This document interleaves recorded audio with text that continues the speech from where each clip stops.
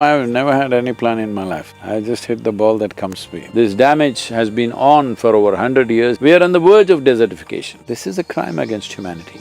As you eat more and more nutritious food, the need for supplement will come down. If you don't do this now, you will regret it in your life. We will reach a place where if you want to revive this soil, it will take 150 to 200 years. God damn it, this is our planet, right?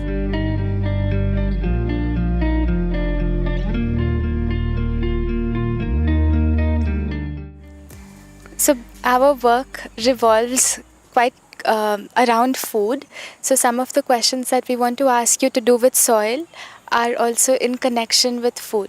So maybe first we can ask a little bit about the general scenario and then dive deep into how soil health is connected to the human body's health and our food's health. That's what we were planning for today's conversation. But if you have a different plan in mind, you can No, I've suggest. never had any plan in my life. Okay. I just hit the ball that comes by me. So, well, human body… See, the biggest problem is human beings think that they know something about ecology, environment, this, that. The human being's problem is they do not understand they are ecology, they are environment, and they're a little virulent ecology. They are like, this land is full of microbes, that's why there is life, all right? It's only because of microbial life there is life, otherwise the trees cannot be alive. See, right now this tree is there, don't do anything, just rip off all the leaves, okay? Don't damage the tree in any other way, just take away all the leaf. Again it'll try to sprout, take it away on a daily basis. Within 6 months, 1 year, the tree will die. You know why? Because it doesn't have cash to buy food from the microbes. Unless it gives them carbon sugars, they won't give him nourishment. So he doesn't have money. So right now, in our country and in many other countries, there is food, but people still die of starvation because they don't have cash, isn't it? But now we are talking about a situation where even if you have cash, you don't have food. This is different. This is serious. This is a grave situation. You don't have cash, somebody can give you something, you can either work or beg or steal, do something, all right? But there is food. But when there is no food, your cash becomes meaningless. So right now, this tree is capturing carbon from the atmosphere, making it to carbon sugars, pumping it down, and exchange is happening. It's a very sophisticated marketplace down there, very. But now the microbial life down there, on an average, the UNFAO says, on an average, about 27,000 species of microbes are going extinct per year. I'll repeat that. It's not 20,000 organisms, 27,000 species are going extinct. If it goes at this pace, in another 30 to 40 years, we will reach a place where if you want to revive this soil, it will take 150 to 200 years. But today, if we attempt, we are at a cusp of time that if we act now, in the next 10–15 years, you can significantly turn this around. So all Satvic stuff that you're trying to do is only possible, essentially Sattva means it's rich with life, all right? Rich with life in a way it's conducive and supportive for our life. Today, without the gut microbiome, you cannot digest the food that you eat. The same is true for the tree. If the microbes don't cooperate, it cannot live. So this is why I was telling you about taking off the leaf. Everything else is fine with the tree. Just the leaf, if you take it off, because there's no photosynthesis, it has no cash to exchange. Within a few months it'll start dying, because there's no way for it to survive. It'll be malnourished for some time, after that it will die. Same thing is happening with human beings. Because without the necessary microbiome in your own system, neither can you maintain your physical health or mental health.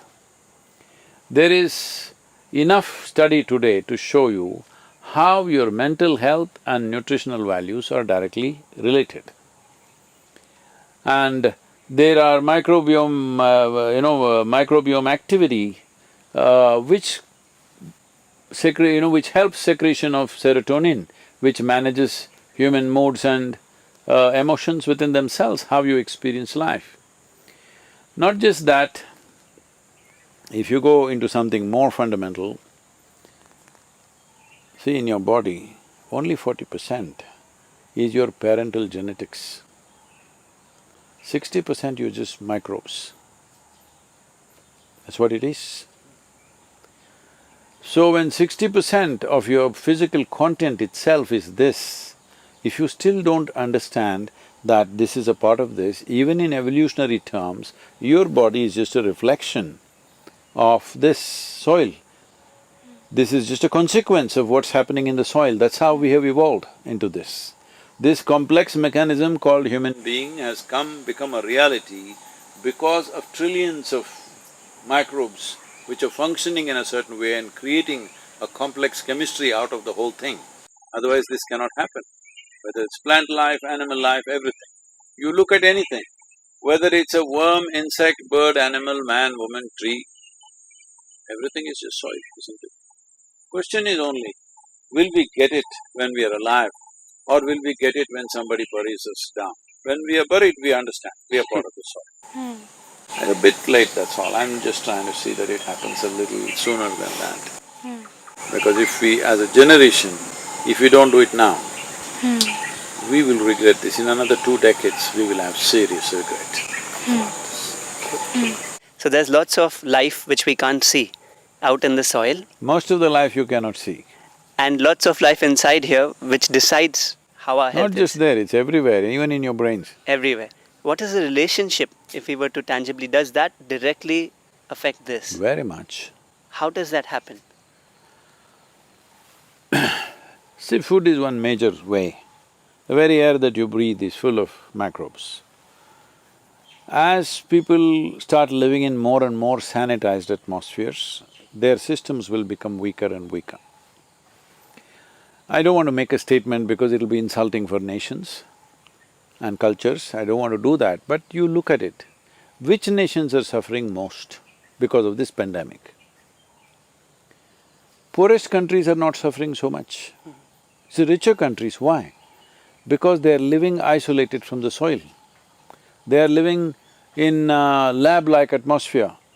Temperature is always 24 degrees centigrade, you live like that, and you don't even want to walk on the ground. Not just footwear, you're on high heels. Anybody here? This girl?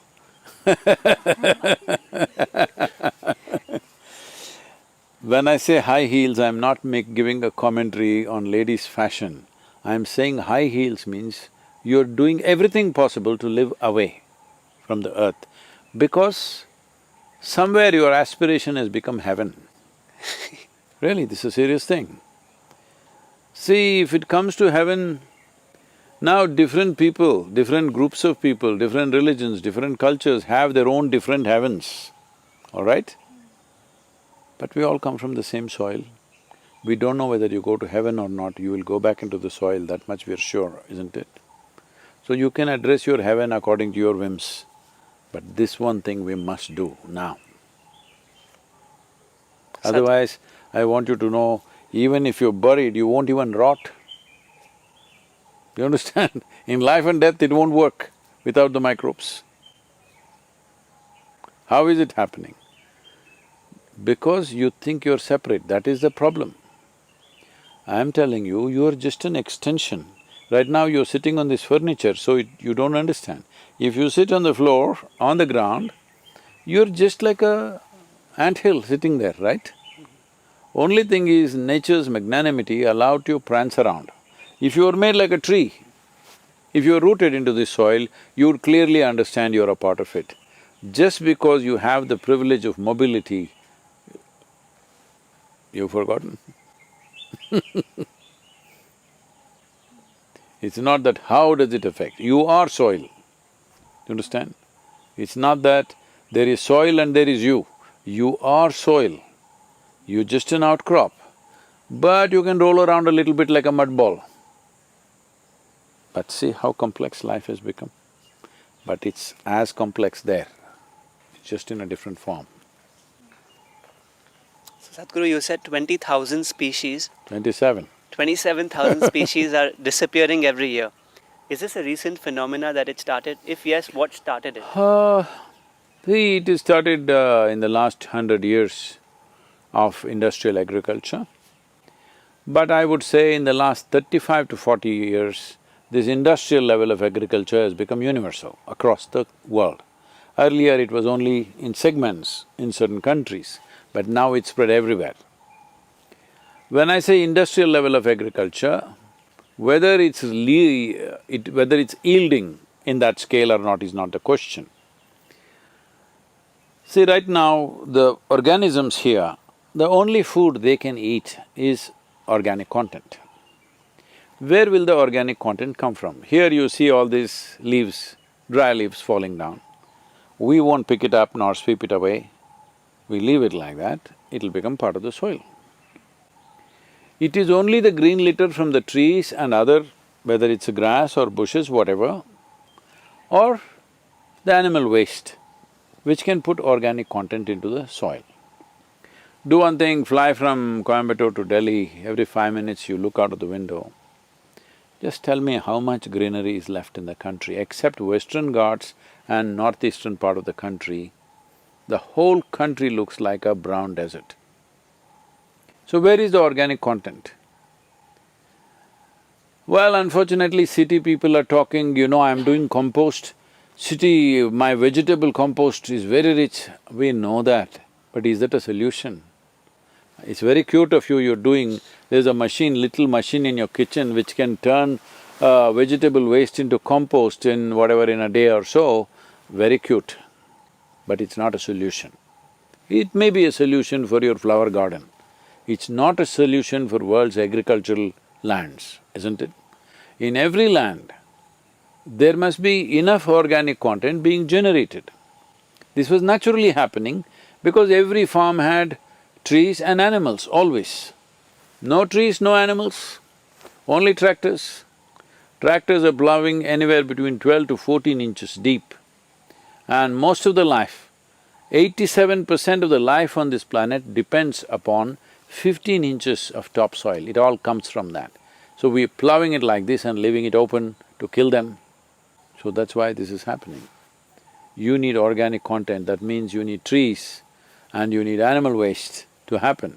So this movement we started almost 25 years ago now, that we started encouraging the local farmers to convert 10% of their land into trees. Oh, 10% of land will go waste, it'll not go waste.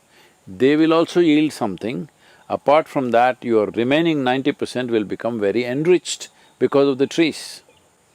But I remember this, when fertilizers first came, I was living on farms at that time, when the fertilizers first came 35–40 years ago, the company sales manager coming and explaining to the farmers in the village where I was, how these trees must be taken out.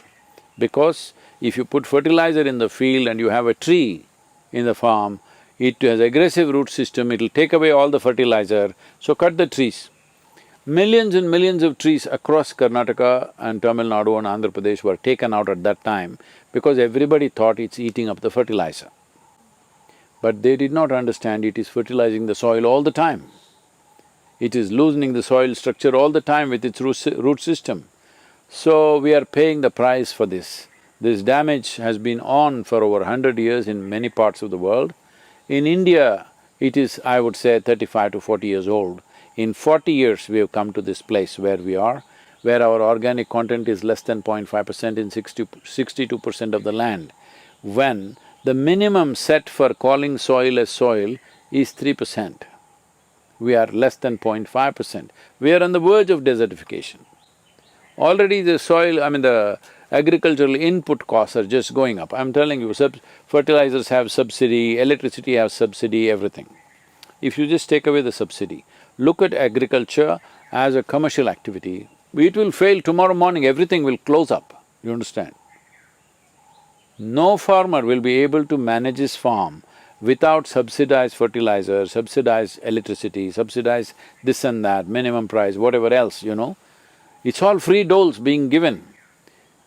So as a commercial activity, it is already a failure. If you take away these supports, it's gone. This is not just here. In United States, 50% of the farmers have not seen a single dollar of profit in the last 12 years, 50%. The highest number of suicides among any profession in United States is in the farming community. So it's not just here. Suicide business is not just here. So people who give us food, they want to kill themselves. Why? I'm asking you, if you were a farmer, it doesn't matter how much bank loan you have, what troubles you have in your life, but if your land was rich and you could grow food for yourself and your family at least, if not commercially, would you kill yourself, I'm asking? No. No. But nobody's addressing this. People are explaining to, oh, this is because of the bank loan, because of the loan shark. Yes, they may further push it, but the fundamental thing is soil is not rich. If we don't turn this around, it simply shows that, you know, some of you guys calling you call yourself Generation Z? Are you? We don't say that, but others do.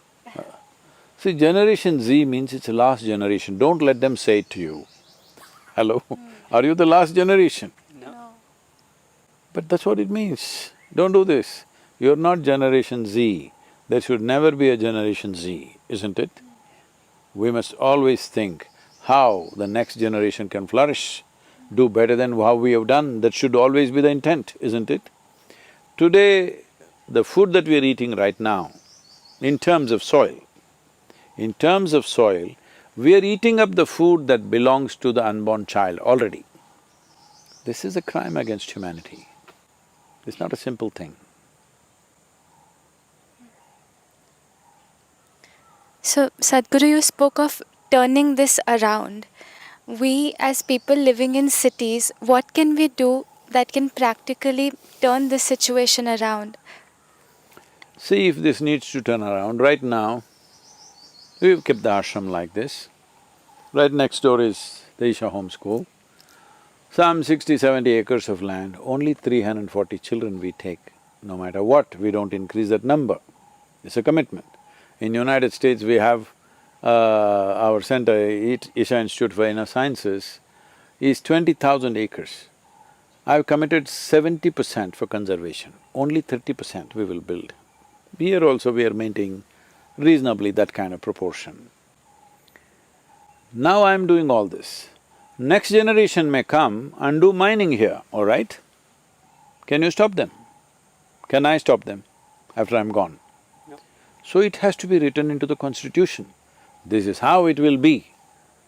Whatever happens, this is how you keep it. The same thing has to go into the country, isn't it?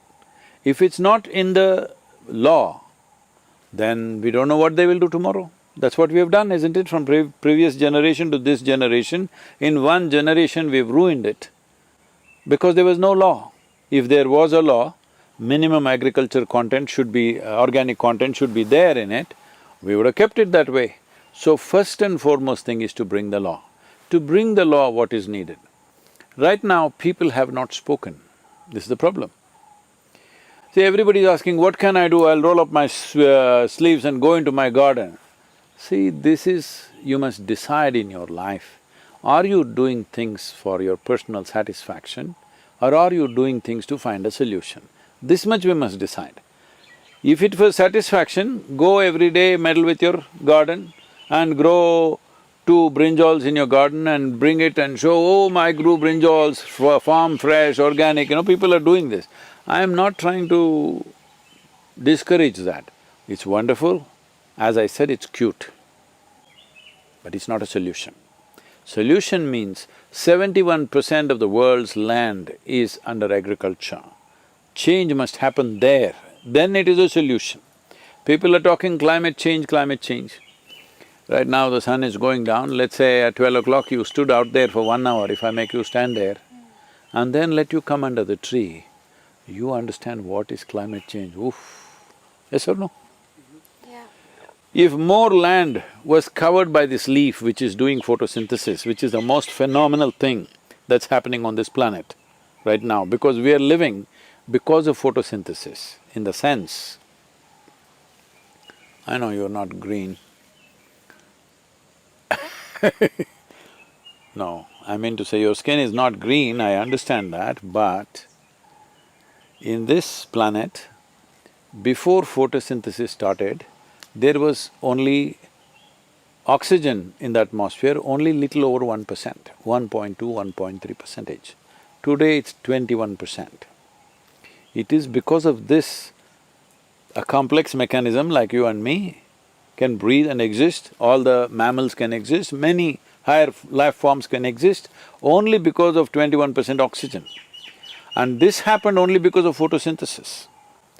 Just go by this simple thing. How much photosynthesis was happening on this planet 500 years ago? How much is happening today? You strip the land bare, it's either plowed or paved.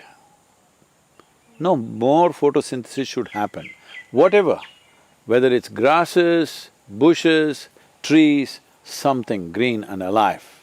Not green paint, because some people will think, shall we paint the earth green, you know? No, there are all kinds of people, I'm meeting all kinds of people every day, that's why I'm saying. If photosynthesis covers the planet in many ways, the soil will become alive, because this exchange of carbon, sugars and nutrients, this is a carbon chain. See, the word carbon, lot of people who just, either they're online warriors or they're textbook people, they're thinking carbon is some kind of poison. Arey, we're all carbon life. Hello? Maybe not carbon copies, but we are carbon life, isn't it? Yeah. So this is a carbon cycle. What you call as life and death is a carbon cycle that is going on. The nature of any chain is such, if you break one link, the chain will collapse, right?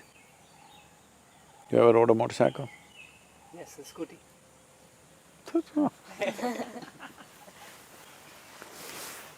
If you rode a motorcycle with a chain, you would understand, when the chain breaks, you have a powerful engine means nothing, boom, it'll spin on the same place. So once the chain breaks, it doesn't matter what else is happening, nothing will work. So right now, this is what we are doing. The chain, where an important part of it is soil microbiomes, there we are trying to break it. If we weaken it and break it, we'll break the life cycle on this planet. It's not like tomorrow morning, one day everybody will die, boom, like that. It's not a bomb. It'll slide. When things slide, see, if you just die, unfortunate, but you're dead. But if we slide your life down slowly, you know what miseries you'll go through, that's called torture, isn't it? That's what will happen. When food shortages happen, people are not going to just fall dead like that. They will become weaker and weaker and weaker and suffer immensely and die. This is not some doomsday prediction I'm doing. Just before 1950s, we had so many famines in this country, where some of the famines took millions of people. But we've just forgotten, because we ate well for 50 years, we just forgot. We just simply forgotten, 60, 70 years we ate well, so we've forgotten about the famines that this country went through, the famines that every nation has gone through at some point or the other. So we are once again looking at such situations by 2035, 2040. This is not very far away. 2040 is not too far away. This year itself, the World Food Program, which is in partnership with us, is expecting famines at almost 50% higher than last year in Africa and South America. So last year they distributed food worth $9 billion. This year they want $15 billion because they clearly see there are going to be many more famines in various countries. How long will you provide food like this? If people cannot grow food around where they live in one way or the other, in their own countries, in their own communities, if they can't grow food, you can never sustain a population by bringing food from somewhere. And people who give you food for free, you think they will just give you and forget about it? They'll exploit you in 1,000 different ways, isn't it? So, if the solution to this is to drive policy change, what can we as people Yes. who don't have power in our hands do to drive that policy change? Now that is the issue. See, this is a democracy. Where you guys from? Mumbai only? We're from Gurgaon, close to Delhi. Okay. In here, in Tamil Nadu, the word for democracy is Jananayakam. That means people are the power. It's people's power. That's what it means. So there are two very powerful things in your hands right now. One is your vote, another is your microphone. Hello? That means your voice. Enhanced voice. Microphone is just enhanced voice. If you don't have a voice, what do you do with a microphone? So vote, that you do only once in 5 years or whatever, but voice you have. And today, everybody's voice is enhanced like never before, isn't it? Yes. You can sit here and talk to millions of people. When was it possible? Many great beings have come. When they spoke, hardly 10 people heard. But today we can sit here and speak to the entire world if we wish. When we have such a power, you should not say this, what can I do, what can I do? You can do a lot. Because moving the people, we have arrangements with social media platforms that for 100 days, from March 21st onwards, for 100 days, we want the whole world to talk about soil. Oh, I don't know what to say. Then you say, save soil. You don't know how to say save soil, say save our soil, soil save us, say whatever you want. Say something soil, say let's make it happen. Or if you want more, you want to speak more knowledgeably, we are posting enormous amount of content on our website, including the policy documents for different nation. All this will happen in the next couple of weeks. All this will go, already there is something, but much more will go on it. Take whatever you want and use it, you don't have to support me. Just make sure yourself and everybody around you, everybody in touch with you, speaks about soil every day for 5 to 10 minutes, something about soil. If you write a message to somebody, close it with save soil. Yes. And don't think this is my moment. This goddammit, this is our planet, right? If we don't do this now, this will not be good. All I have to do is, by 2045, there's going to be a very severe food shortage. Maybe I just have to die 10-15 years early, no problem for me, I lived my life. What about all of you young people? What about the children? What are we doing to them? Even the unborn child, we are torturing them already. We've set up the torture mechanism for them. Because by 2050, it is expected the population will be anywhere between 9.8 to 10 billion people and 40–45% less food. Oh, I don't wish to see it even with my eyes. Forget about my food. Wherever I go, somebody will feed me, all right? But I don't want to see that with my eyes. That's not what you want to see. War is bad, famine is worse, just know this. At least in war, somebody shoots you and you're dead. Famine is not like that, it slowly fades your life. So most torturous way to die is famine, always. So Sadhguru, you talk about policy change, but in India, it's such a big country, is it possible for… how will the farmers take it up as their mission? Will one policy change inspire them to plant more trees? No, policy change involves budget, policy change involves certain incentives.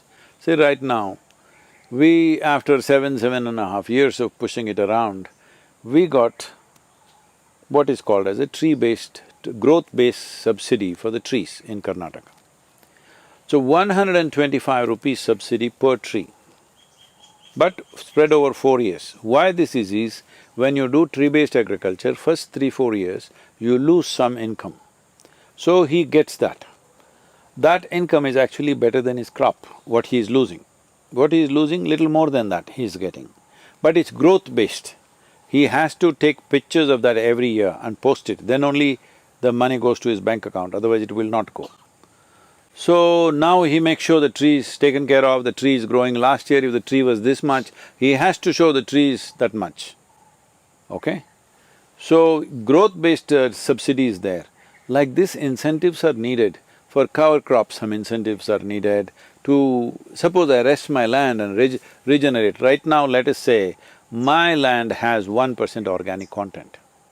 If I show 3%, in whatever amount of time, if I am doing that work, give me some money, because I'm foregoing something to start with.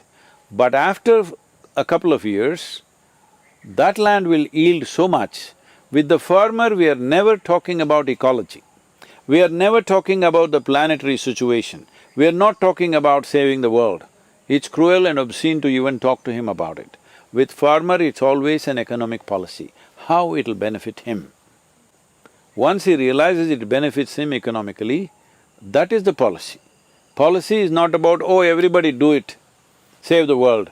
You can't tell a farmer who is struggling for daily bread to save the world. It's obscene to even put up such an idea. For him, it's an economic policy. Right now, the tree-based agriculture with which we have, included hundreds of thousands of people, many of them, their incomes have gone up anywhere between 3 to 8 times or 300 to 800%, all right? And in those who are doing tree-based agriculture, every 12 years, they can cut the trees and sell it. The money that they get is what they would get if they sold the land. You understand? Like if you sold the land, let's say you are going to get 50 lakhs or 1 crore, that money you get now and you still keep the land. Now people will want to do agriculture, isn't it? Young people want to go back into agriculture in some parts where they're seeing, and so, they can earn much more than being a doctor or an engineer, they're going for it. But right now, we've done some, basic kind of survey, but if you really talk to the farmers across the country, not even 2% of the farmers want their children to become farmers. I'm asking, in 25 years when all these old people die, who's going to grow food for you? Don't think farming is… just because they look illiterate, don't think it's a simple thing. I'll give you a very fertile plot of 5–10 acres, just grow 3 different varieties of crops for me, let me see. Doesn't matter how intelligent you think you are, maybe you're an engineer, maybe you're something, you will goof up completely. Because it needs some meticulous attention to things, otherwise it won't happen. So, in this country, we have an agricultural tradition of over 12,000 years, and even today 65% of the population is in agriculture. If you don't fix it now, as people move out, then they will not even be interested in organic content, they want you to make it real estate and go away, all right? When that happens, already it's happening around the cities, but when that happens large scale, then there'll be no revival. Once you lose your ability to grow food, then food doesn't come from the store, it comes from the land. All those people who are living in the lab, they need to come to the land. So what can I do is a good question, but right now I am saying don't do anything. If you like to compost your vegetable waste and grow a flower pot in your house, do it. It's good and very cute, but it is not a solution. Solution is only by moving the policy. And policy is not as simple as just telling people, okay, increase the organic content, save the world. No, it is an economic policy. So, Sadhguru, going back to the question as to what we can do as people, do you think that we can also make certain dietary changes that can contribute to conserving our soil? Very much. If you eat local and all that stuff, there are many things you can do. I will come to those things later. Why means because right now the most important thing is it should get enshrined in the policy. Otherwise, once again we will end up with minimalistic activity. You will change your diet. You think all of them will change? No. You may inspire 10 more people to change, but there'll be 100 that you cannot inspire, yes or no? Yes. It's the reality of the world. We have also been changing people's diets for nearly 40 years. Millions of people have changed, but millions still don't make the world, isn't it? So yes, those things are important, those are later things. Right now in these 100 days, we want to raise people to a place where 3 to 4 billion people speak of soil, we aggregate those numbers, using that we will make the governments, make the policies in 192 governments which are democratically elected. If this happens, then there is a whole lot of things which we will come to you for Satvic food. Sadhguru, would this policy also include not allowing fertilizers and pesticides? No. See, how a farmer, individual farmer does his farming is his business. People sitting in the city will say organic, organic because they just read it in a magazine, not even a book usually, all right? Everything in the world is organic only, but chemical usage is doing certain things. It is like you're eating good food, you're healthy, but suppose we take your blood test, we may find your calcium is not good enough, maybe her iron is not good enough, something. What do? We give one pill to her, one pill to you. For how long? 2 months, 3 months, 6 months maybe, as it's needed. I'm saying it is doctored, all right? Something is lacking, so we put some kind of supplement. Fertilizer is a supplement like that. If something is lacking today for the crop that I want to grow, little supplement. But what happened was for you, you took calcium and you felt really nice tomorrow morning. Then you decided, all this food is trash, I'll just eat calcium tablets. That's what is happening to the soil. That's what we're doing to the soil. So, we are not saying no fertilizer, no pesticide, these are all impractical things right now. They will not work. Tomorrow morning if you stop all fertilizer and pesticide in the country, you will be producing 25% of the food that you're producing right now. That's a disaster. That's not the way to go. As you increase the organic content, the need for fertilizer will come down. As you eat more and more nutritious food, the need for supplement will come down, isn't it? Just like that, you have to doctor the soil, not a philosophy. Agriculture is not a philosophy, agriculture is not a religion, it's a practical activity, it needs to be conducted sensibly. Last question, Sadhguru. Somehow you said we've become Do very… you always let him have the last word? Okay. You never know, it's my last question. How have we become so disconnected with soil, even though we come from soil? Why do we feel someone else's responsibility is to fix it and we don't need to do something? Where does this mindset come from? See, most human beings are looking at how to live less. Because they think they will go to heaven and live well. Everything that you wish to do, you must do it in this life, isn't it? How you got disconnected? Because I said, it's a wrong word because ladies may get offended, I'm using the word high heel not as footwear. I'm using the word high heel. Let's see, right now we are sitting on high heels, all right? We could be sitting down. But I don't know if you can cross your legs and sit down on the ground, so we have to put furniture. Without furniture, most people cannot sit and they think they became civilized. No, they got crippled. Suppose you cannot walk without a crutch, you're crippled, isn't it? If you cannot sit without a chair, are you crippled? Yes. So, this crippling is called civilization. Now people are living in conditions where everything is managed, temperature is always 24 degrees centigrade, everything is managed like this. They have become like lab rats. We have to move them from lab to land. That's a long process when we don't know when they will move. But at least let us save the soil for our generation and future generations. Keep it alive. What kind of nonsense you do with your life is up to you.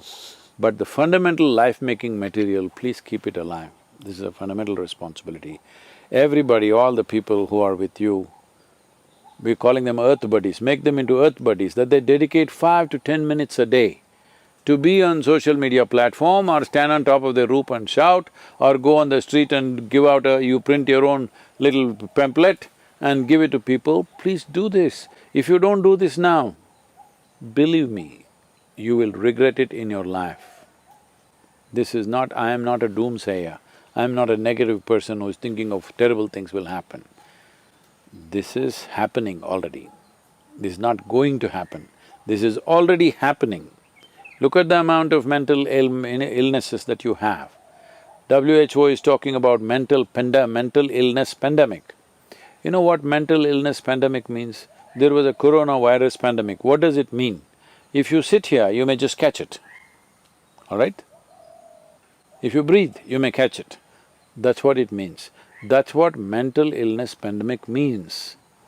If you go to work, you may become mentally ill. If you stay at home, you may become mentally ill. If you walk on the street, you may become mentally ill. It's going in that direction. Your nutritional aspect, lack of microbiome is a serious matter in this whole issue.